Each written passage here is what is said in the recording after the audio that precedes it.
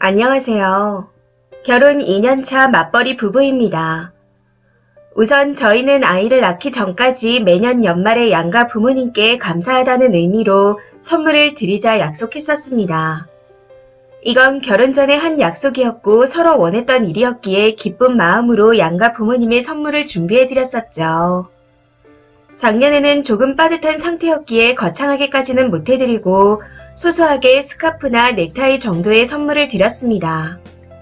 현찰도 조금 더해서요. 물론 선물도 현찰도 양가에 비슷비슷한 금액대로 드렸었고요.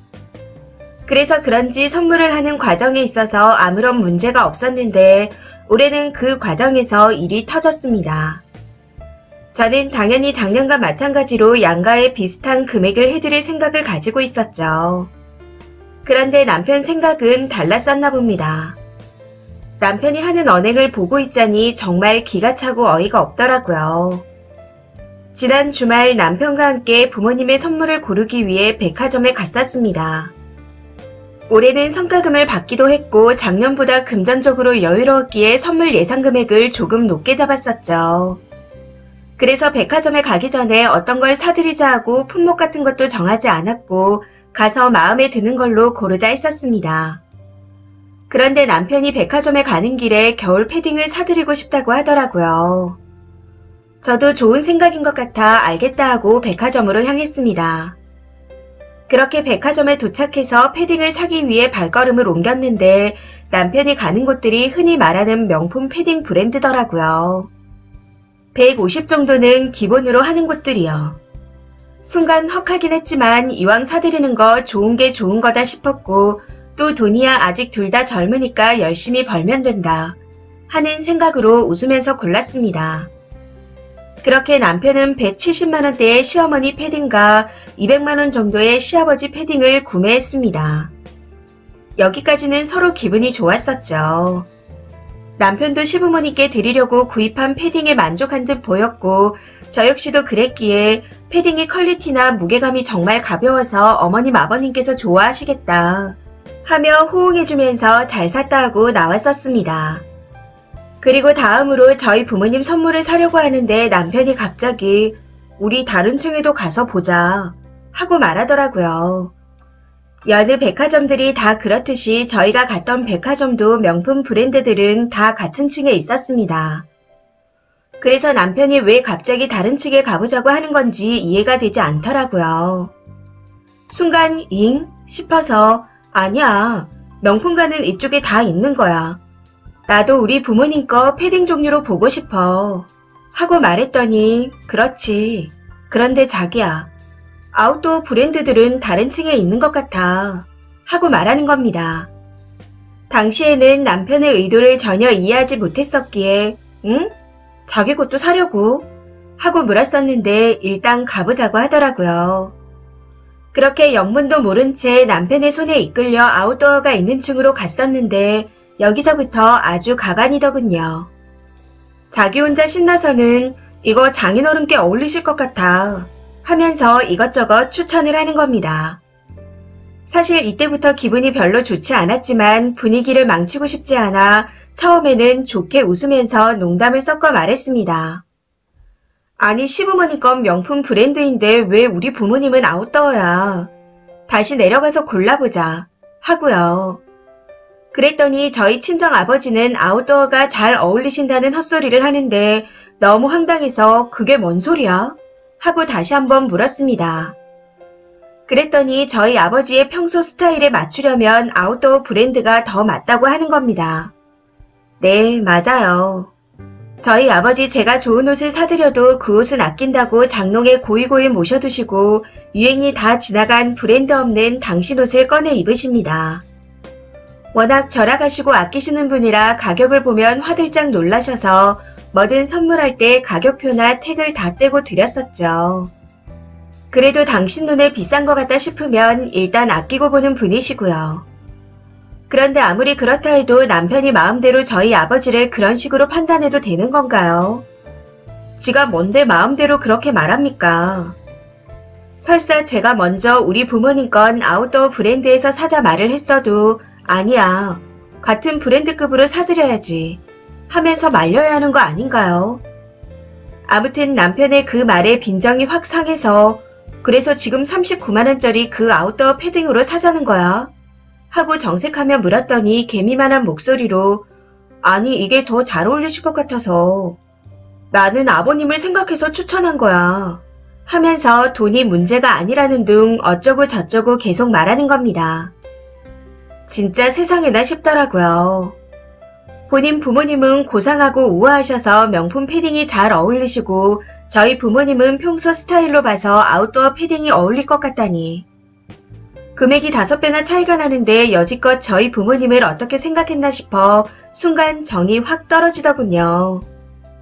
마음 같아서는 막 퍼부어주고 싶었지만 창피하게 얼굴 붉히며 백화점에서 싸울 수도 없었고 그렇다고 선물을 고를 기분도 아니었기에 곧장 집으로 왔습니다. 그리고 집에 와서 아주 대판 싸웠었죠. 그런데 정말 어이가 없는 게 남편은 계속해서 순진무구한 척을 하며 나는 정말 그런 의도가 아니었다. 진짜로 장인어른한테 그 아웃도어 패딩이 어울릴 것 같아서 추천했을 뿐이다. 가격이 결코 중요한 게 아니었다. 하고 말하는 겁니다. 마치 앵무새처럼 눈을 동그랗게 뜨고 순수한 척하며 같은 말만 하는데 기가 차고 어이가 없어 다다다 쏟아냈습니다. 헛소리 하지 마라. 그럼 애초에 우리 부모님 선물을 고르기 시작하자마자 다른 층으로 가자고 했던 건 왜 그런 거냐. 네 말처럼 돈이 문제가 아니었다면 명품관에서 먼저 찾아봐야 했던 거 아니냐. 아니면 우리 부모님이 우아하고 고상하지 못해서 명품이 어울리지 않는다는 소리냐. 하며 다다다 쏘아 붙였었죠. 사실 더 많은 말을 했었지만 흥분해서 기억이 잘 나지 않습니다. 아무튼 저런 식으로 쏘아 붙였더니 절대 그런 뜻이 아니라네요. 그러면서 제가 말하는 뜻은 전혀 이해하지 못하고 오히려 자기를 그렇게 생각한 저에게 너무 화가 난다며 적반하장이더라고요. 그 후로 며칠간 서로 무시하고 냉전 상태였는데 아무리 생각해도 기분이 나빠 어제 칼퇴하고 혼자 백화점에 들려 저희 부모님의 선물을 샀습니다. 엄마는 200 정도 하는 명품 핸드백을 구매했고 아버지도 명품 패딩으로 200만원 정도 하는 걸 지르고 왔네요. 그런데 더 어이가 없는 건 제가 그 쇼핑백을 들고 집에 갔더니 남편이 그걸 보고 아주 경악하며 소리치고 쌩 난리를 부렸다는 겁니다. 상의도 없이 마음대로 샀다고요. 마치 미친 사람처럼 화를 내는데 정말 기가 차더라고요. 이쯤 되니 정이 뚝 떨어지는데 앞으로 어떻게 살아야 하나 걱정입니다. 아무리 싸웠어도 이건 부부 사이의 배려와 신뢰의 문제라며 어떻게 상의도 없이 그 큰 금액을 마음대로 쓸 수 있냐 합니다. 아니 지부모만 부모고 내부모는 부모도 아닌가요? 여기서 참고로 한 가지 더 말씀드리자면 선물 금액은 매달 생활비 통장에 남아있던 돈과 서로 각자 상여금에서 200씩을 더해 내기로 했었습니다. 남편 돈으로만 산 게 아니었어요. 그래서 더 황당하네요. 아무튼 글에 댓글이 달리는 대로 남편에게 보여주려고 합니다. 제가 정말 부부의 신뢰를 깬 건가요? 조언 부탁드려요. 조언이라 말하고 욕이라고 읽겠지만요. 많은 의견 부탁드립니다. 댓글입니다. 첫 번째, 정말 가증스럽네요. 어울릴 것 같아서라니. 그 말에 천년의 사랑도 식을 듯합니다. 정말 미안함을 느끼는 남편이라면 와이프가 사온 거 보고 잘했다. 내 생각이 짧았다. 하면서 사과를 하지 신뢰를 들먹이진 않습니다. 세상에 뭐 저런 이기적인 놈이 다 있나 싶네요. 두 번째, 그날 바로 엄마 백 사고 아빠 안마의자 정도는 질러줬어야죠. 생각해보니까 맞네. 우리 아빤 옷보다는 이런 걸 좋아하셔. 하면서요. 그나저나 저 가증스러운 남편놈을 어떻게 조져야 속이 시원할까 하고 제가 고민이 되는 건 왜일까요? 세 번째, 배려와 신뢰? 상의요?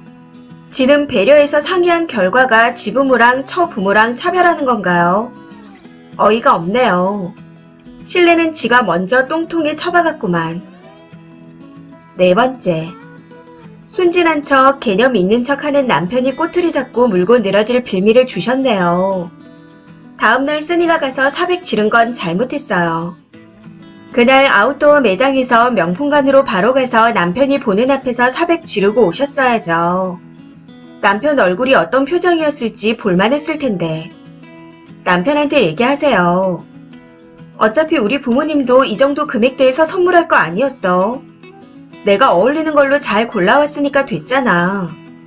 안 쓰기로 한 돈을 쓴 것도 아니고 쓸 예정이었는데 나 혼자 사러 간 게 잘못된 거야. 하고요. 그리고 당분간 이세 계획은 상황 봐가면서 정하시는 게 나을 듯 합니다. 다가오는 설에는 쓰니도 순수하게 친정에는 홍삼 좋아하신다고 비싼 홍삼 사시고 시댁거 고를 때는 과일 좋아하시니까 과일 한 상자 사가자고 하세요. 그러고는 남편 반응이 어떤지 보세요. 제가 볼 땐 개거품을 물 것 같은데. 5번째. 속내를 들키면 보통 미안하다고 하는데 님 남편은 진짜 뼛속까지 친정 부모님께 돈 쓰는 걸 아까워하는 사람이네요. 이제 어른들 편찮으시기 시작하면 자기 부모님은 갖은 수술과 치료를 최고의 병원에서 받게 해드리고 쓰니네 부모님은 여기도 잘한다더라 하고 동네 삼류병원에 모시고 갈 것 같습니다. 어차피 곧 돌아가실 건데 장모님 고생스럽게 무슨 수술이냐 하면서 절대 돈 한 푼 안 줄 듯 하네요. 농담 같아요. 저렇게 대놓고 무시하는데 이걸 그냥 넘어가면 쓰니 남편은 앞으로 점점 심하게 양가를 차별할 겁니다. 근데 남편이 내 친정부모를 저 정도로 무시하면 솔직히 이혼 말고는 답이 없어요. 저라면 내 부모 무시하는 것들 반 죽여놓고 이혼할 겁니다.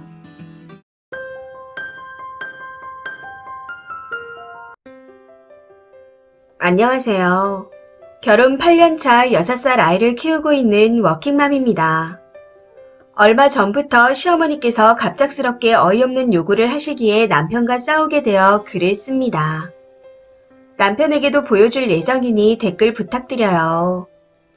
우선 10년 전 저는 결혼 생각이 별로 없었고 주식이나 부동산에 관심이 많았습니다. 그래서 여기저기 찾아보다가 미분양 아파트가 있는 걸 알게 되었고 확인해보니 투자 가치가 있어 보여 전 재산을 털어 분양을 받게 되었습니다. 부모님께서도 괜찮아 보인다 하셔서 그동안 제가 모은 돈에 제가 결혼할 때 지원해주기로 했던 1억을 미리 받았습니다. 거기서 모자른 금액도 부모님께서 내주신다고 하셨었고요. 그런 와중에 남편을 만나게 되었는데 갑자기 결혼이라는 게 하고 싶어지더군요. 연애 당시 남편에게 당장은 돈이 묶여있어 결혼하기 힘들다. 1년 반 정도 후에 하자. 하고 말했었는데 남편이 괜찮다며 설득하기에 결혼하기로 했습니다. 시아버지께서 암수술을 하셨는데 현재는 완쾌되셨지만 당시에는 조금 불안한 마음이 있었기에 더 서두른 거였죠. 우선 신혼생활은 시부모님께서 가지고 계신 18평대 아파트에서 하기로 했었고 냉장고, TV, 침대, 화장대, 그리고 장롱과 식기 등 혼수를 제가 준비해서 들어가기로 했었습니다. 그런데 시어머니께서 남자가 집을 해오니 예단을 해야 되지 않겠냐며 뜬금없이 예단을 요구하시더군요. 어이가 없는 건 그 아파트가 남편 명의가 아니었다는 겁니다. 그리고 저는 제 명의의 아파트를 해가는 건데 그런 말씀을 하시니 너무 황당하더라고요. 아무리 생각해도 그건 아닌 것 같아 거절하게 되었고 그로 인해 트러블이 생기게 되었습니다.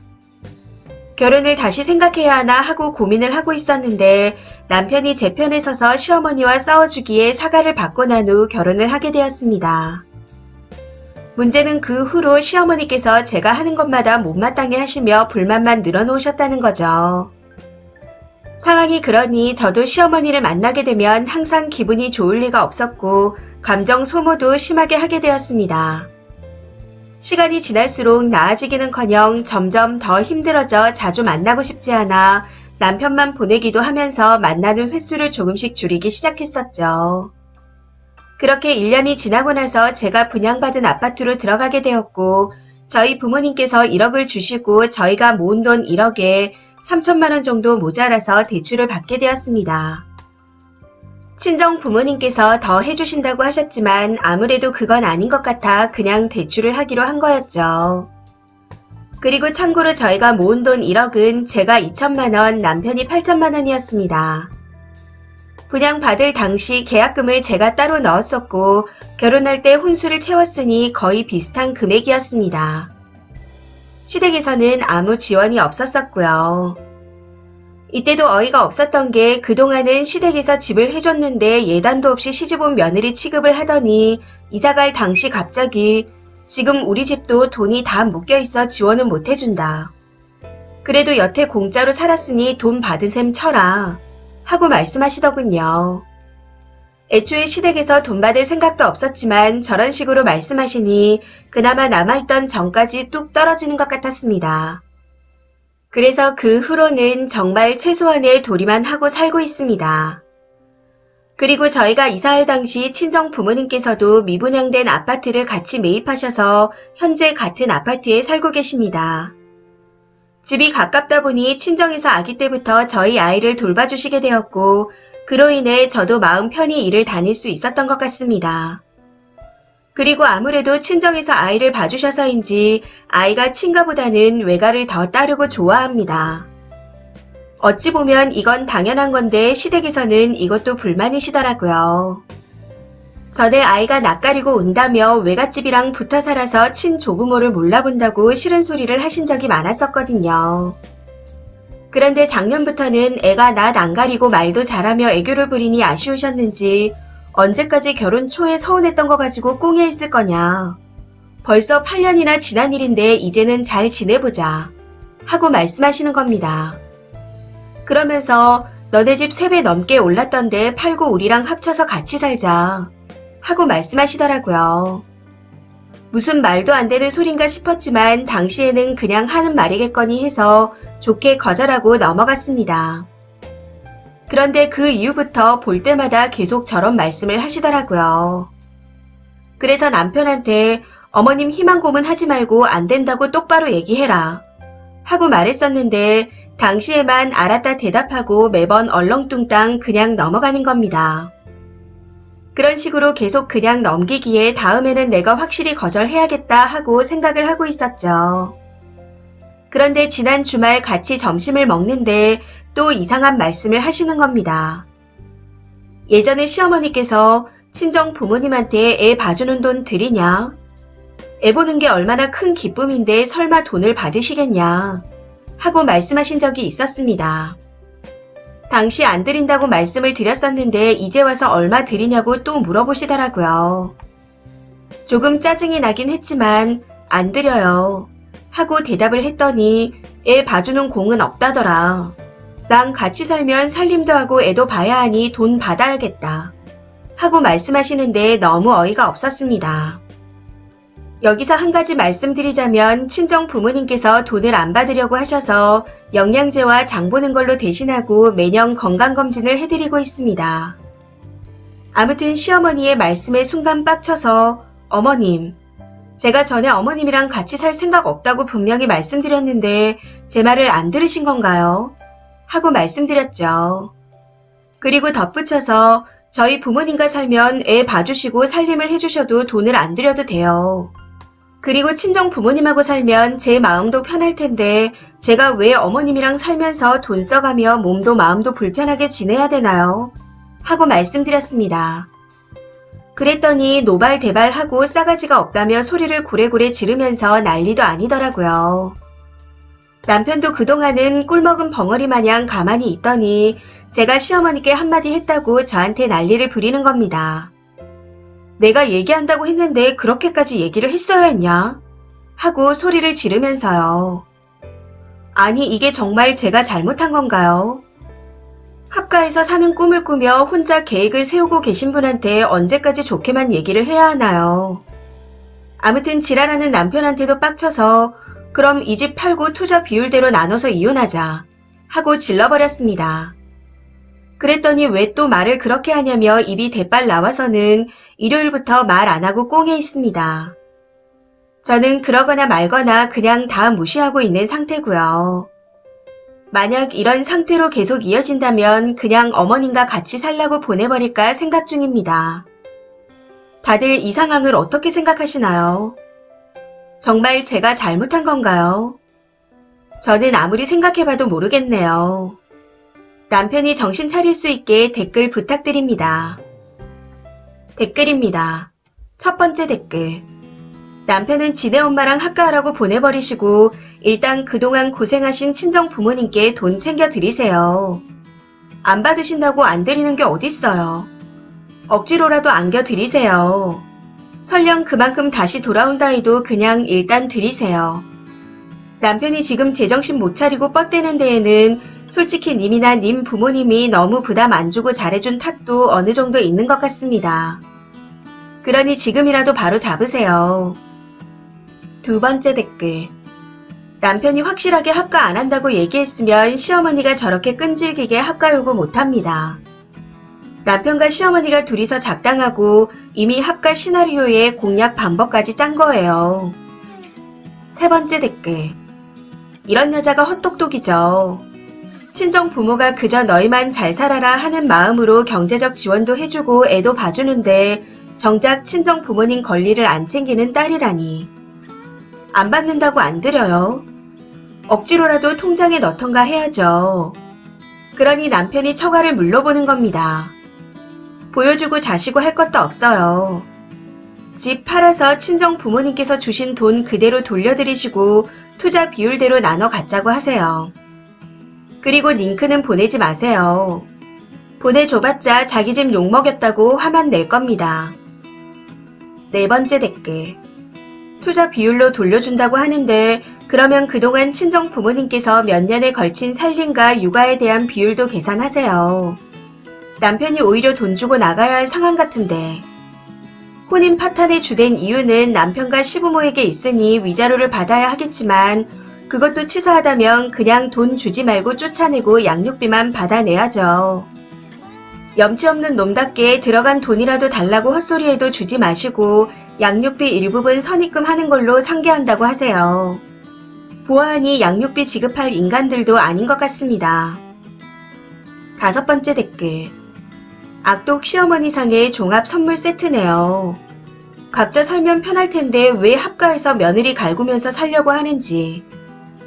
님 남편이 님 인생 갈아 넣으면서 시어머니의 갈굼을 참고 살 정도로 대단한 남자인가요? 시어머니가 아들 이혼시키려고 작정하고 덤비는 것 같은데 아들 데리고 자기끼리 살라 하고 님은 빠져주세요. 투자금 정확히 회수하시고요. 시어머니 갈굼도 이혼 사유가 되니까 증거 모아 소송 거셔서 위자료 받아내시고 양육비 받고 끝내세요. 앞으로 살아갈 날이 더 많습니다. 하루를 살아도 날마다 행복하게 살 순 없어도 마음이라도 편하게 살아야죠.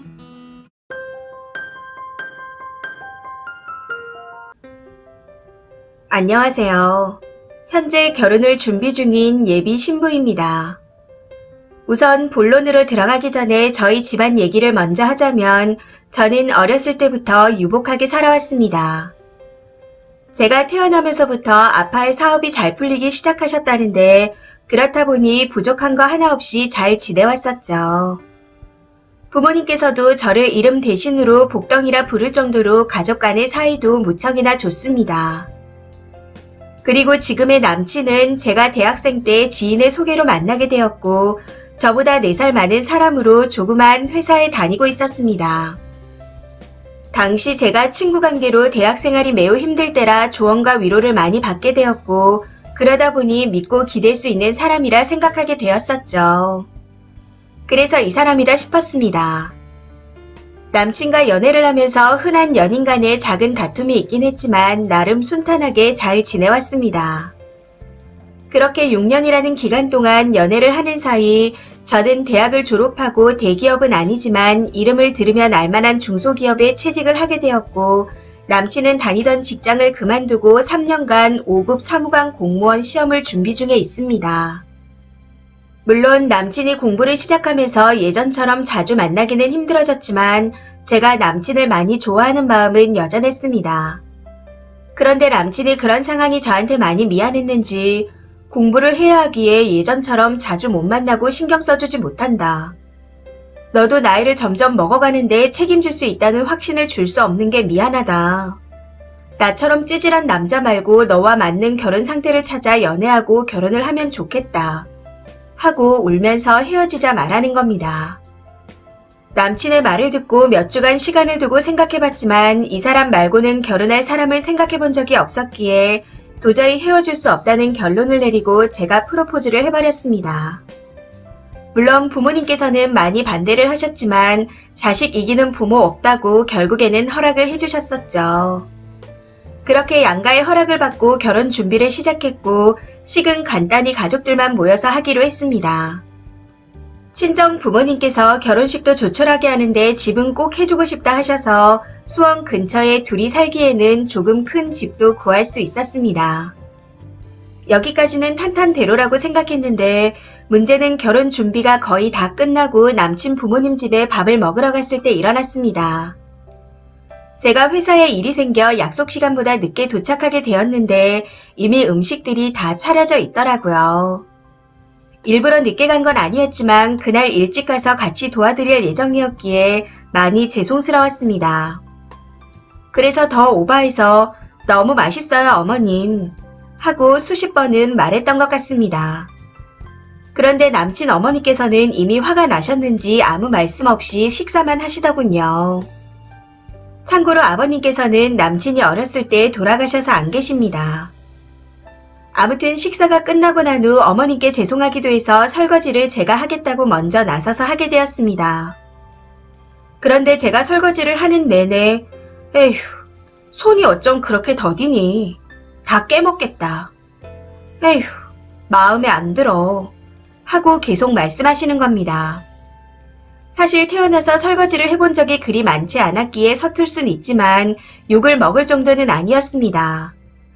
그런데도 계속 저런 말씀을 하시는 걸 보니 화가 많이 나셨나 보다 싶었었죠.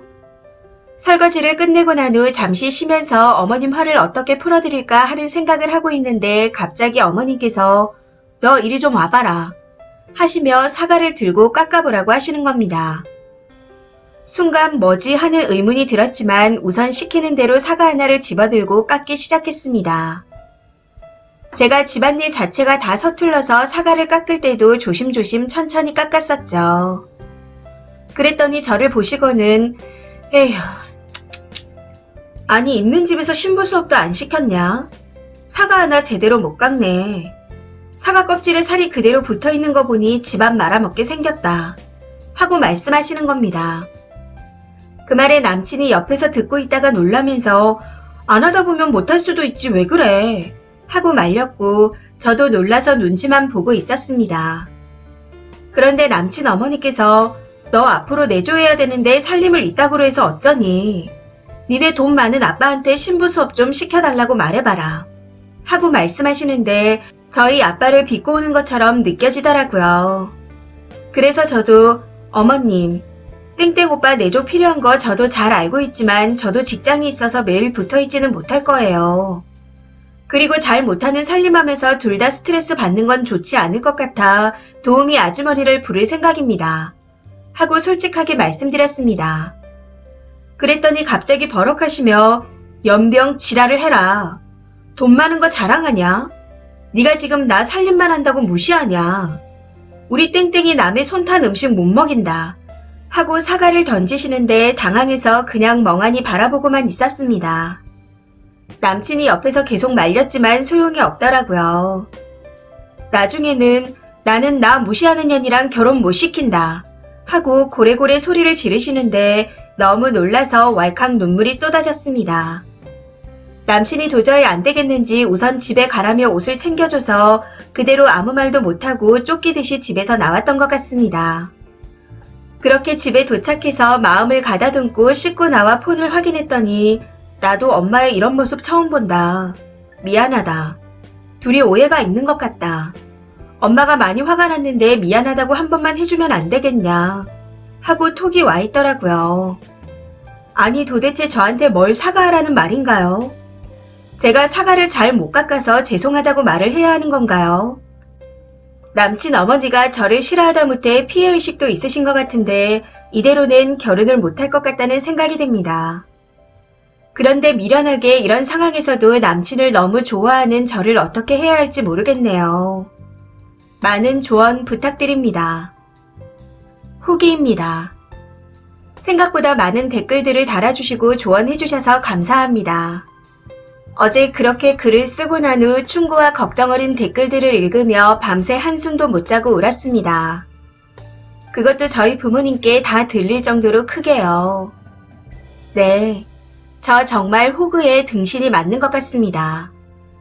하나밖에 없는 딸을 부족함 없이 키웠더니 잘못한 거 하나 없는 저희 부모님을 욕보인 것도 모자라서 울고불고 난리치는 통에 한숨도 못 주무시게 했으니까요. 오늘 아침 엄마께서 조심스럽게 죽과 과일을 가져다 주시며 엄마는 우리 딸이 뭘 하든 이해한다 하고 안아주시는데 볼 면목이 없어 엄마를 붙잡고 또 울어버렸습니다. 그렇게 한참 뒤 엄마께서 나가시고 난 후 화장대 위에 놓고 가신 죽과 과일을 보고 있자니 정신이 번쩍 들더라고요. 100번 양보해서 제가 남친을 많이 좋아하니 남친 어머니께 사과드리고 결혼을 한다 해도 결혼 생활 내내 저는 무시를 당하며 살아가겠죠.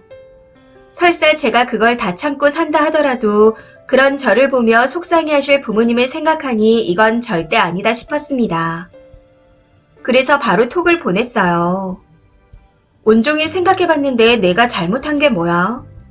사과 잘 못 깎아서 너네 집 사과를 낭비한 거면 더 좋은 사과로 사서 보낼게.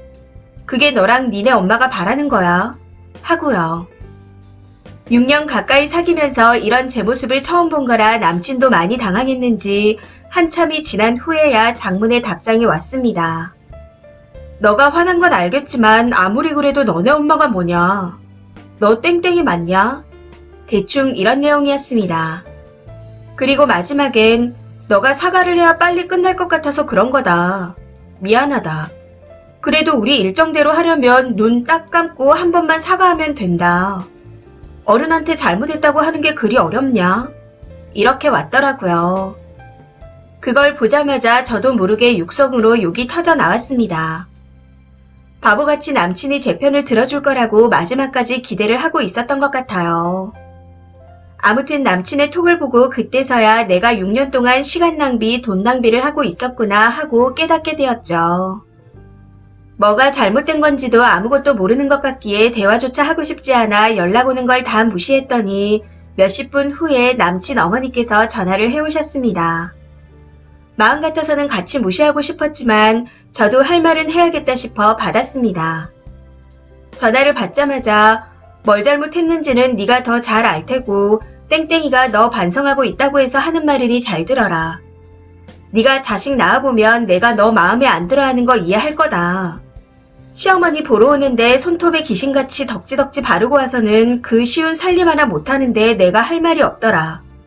집 하나 해온다고 니네 집이 위라고 생각하지 마라. 땡땡이는 장차 나란 일을 할 사람이라 거기에 맞춰 내줘야 할 사람이 필요했다. 우리도 포기한 게 많다. 대충 이런 식으로 말씀을 하시더군요. 계속해서 어쩌고 저쩌고 떠드시는 거 더는 못 들어줄 것 같아 어머님은 며느리가 아니라 가정부가 필요하신 것 같은데 저는 돈까지 써가면서 가정부 노릇은 못하겠네요. 꼭 오빠랑 잘 어울리는 가정부 찾길 바랄게요. 몸 건강히 잘 지내세요. 하고 끊어버렸습니다. 그러고는 지금까지 오는 연락들을 전부 다 무시하고 있습니다. 우선 저녁쯤 저희 부모님께 파혼한다고 말씀드리고 집이나 식장이 정리되면 그때 연락을 할 생각입니다. 지금 남친의 전화를 받게 되면 혹시나 하며 기대할 제 자신이 너무 싫어서 모든 정리가 다 되고 나면 통보식으로 연락을 할 예정이에요. 정리하는 동안 여행을 가볼까 싶기도 했지만 그간 결혼 준비로 인해 밀린 회사 일로 힘들 것 같아 미친 듯이 일이나 하면서 지내야 할 것 같습니다. 남친과 남친 어머니께 드렸던 돈을 저를 위해 다 쓰면서 싱글 라이프를 즐기면서 지내려고요.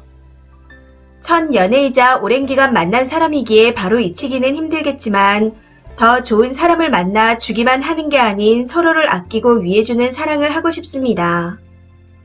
6년이라는 긴 시간을 낭비한 게 많이 아깝긴 하지만 지금이라도 정신을 차릴 수 있어서 다행이라는 생각이 듭니다. 앞으로 남은 인생이 더 기니까요. 바보 같은 저에게 따끔한 충고를 해주셔서 정말 감사합니다. 덕분에 더 빨리 정신을 차릴 수 있었던 것 같아요. 긴 글 읽어주시고 댓글로 조언해주신 모든 분들께 다시 한번 감사드립니다. 댓글입니다. 첫 번째 댓글. 결혼하면 백수 먹여 살리면서 악기 같은 시엄마 따까리도 해야 하는데 잘하셨네요. 요즘 시대가 어떤 시대인데 70년대 마인드로 군기를 잡으려고 하는지. 진짜 어이가 없네요. 5급 합격한 것도 아니고 이제 공부한다는 거 언제 될지도 모르는데 벌써부터 김칫국을 드래킹하고. 아주 웃기지도 않습니다. 두 번째 댓글. 결정 잘하셨어요. 100번 양보해서 시어머니는 아들 뺏긴다는 생각에 미쳐서 그럴 수 있다 치지만 남친놈 하는 짓이 영 아니네요. 정상적인 놈이라면 시어머니 만날 일 없게 해주겠다 약속하겠죠. 그마저도 믿을 만한 건 못 되겠지만요. 세 번째 댓글. 나란 일이요? 아니 무슨 국회의원 출마했나? 3년 동안 붙지도 않은 시험 준비하는 백수놈 주제에. 하긴 고슴도치도 지 새끼는 이쁘다고 하더라고요. 아무리 그래도 뭐가 잘났다고 아들 부심이 저리 높은 건지 모르겠네요. 그동안 전우한테 들어간 돈이 아깝긴 하지만 지금이라도 빠져나와서 다행입니다. 네 번째 댓글. 누가 보면 5급 공무원 합격한 줄 알겠네요. 돈도 없이 거지처럼 키웠으면서 양심이라도 있어야지.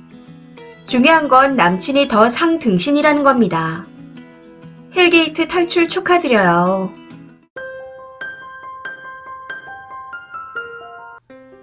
안녕하세요. 20대 중반 미혼 여자입니다. 저에게는 결혼한 오빠가 있고 올해 초에 새언니가 임신을 했었습니다. 가족들 모두 오빠 부부의 임신 소식을 듣고 좋아하며 많이 축하를 해줬었죠.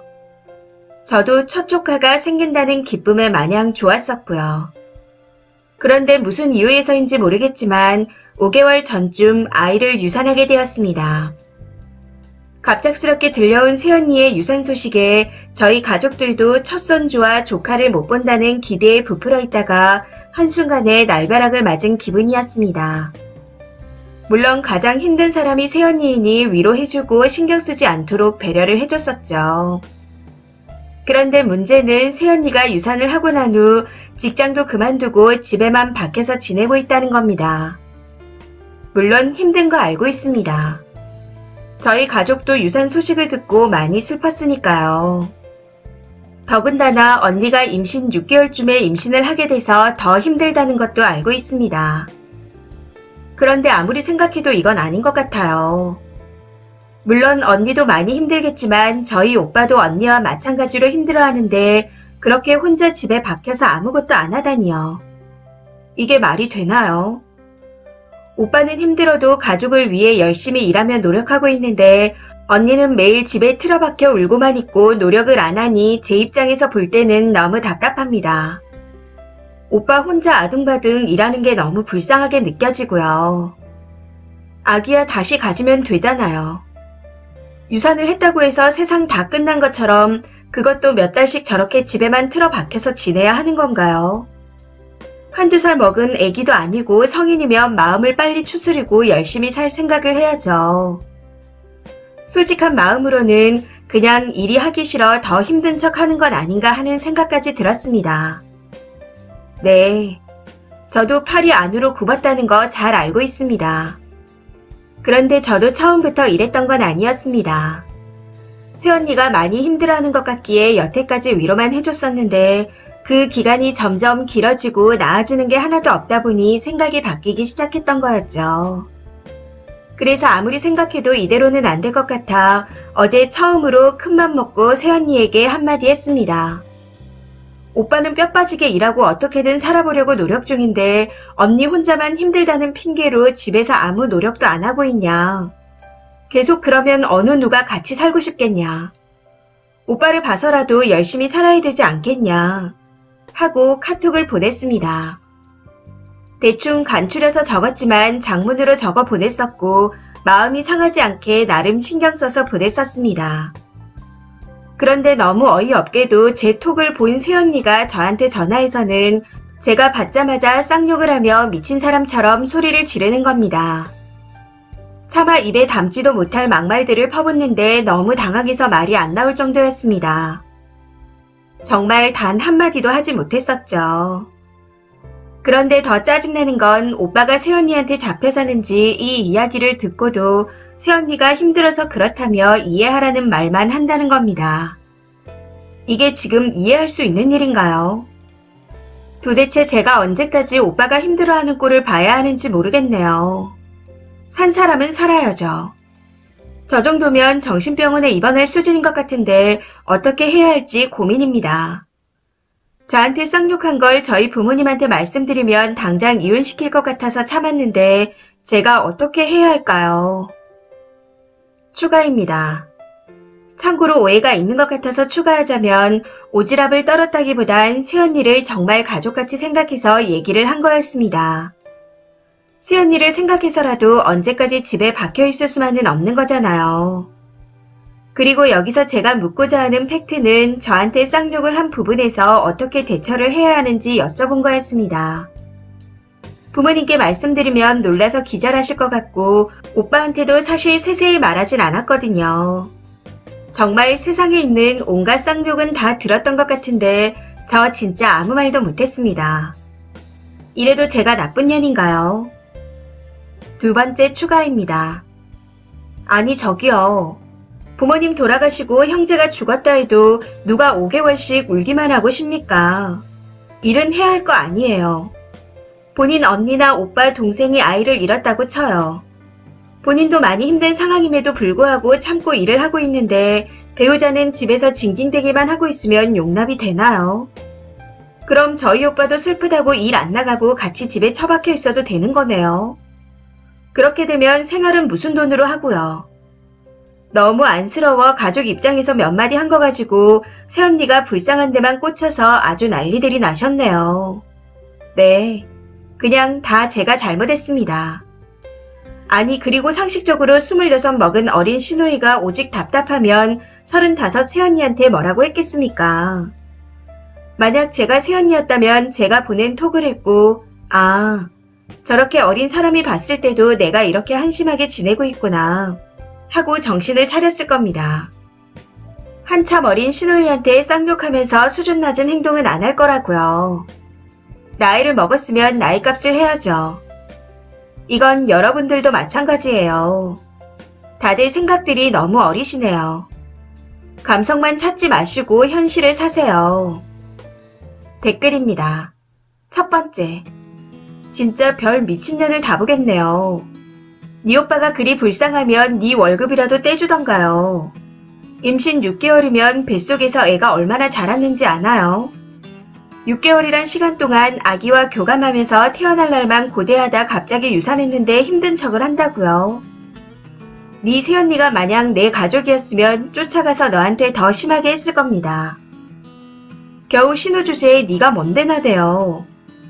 그렇게 불쌍하면 네 오빠 네가 데려다가 살아요. 진짜 별 정신나간 인간을 다 보겠네.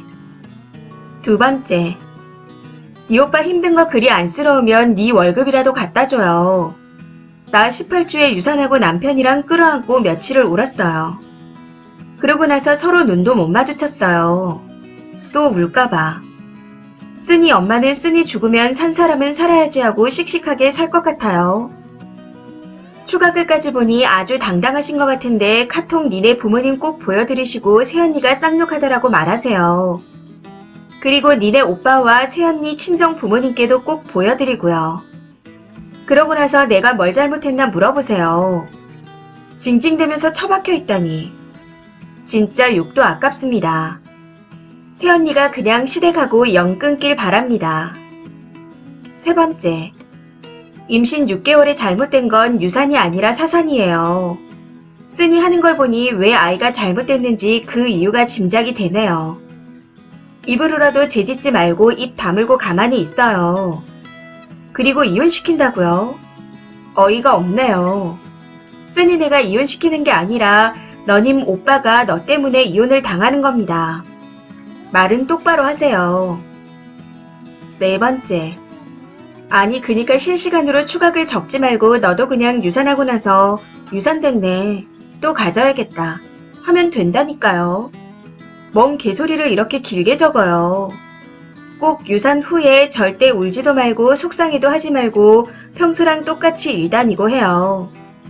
네 미래 시어머니가 새아가 유산했고 이제 홀몸이니 얼른 일하거라. 남편 혼자 뼈 빠지게 돈 버는데 일하기 싫어서 그러냐? 하고 말해도 아무 말도 하지 마시고요. 알겠죠? 이 사연은 여기까지입니다. 시청해주셔서 감사합니다.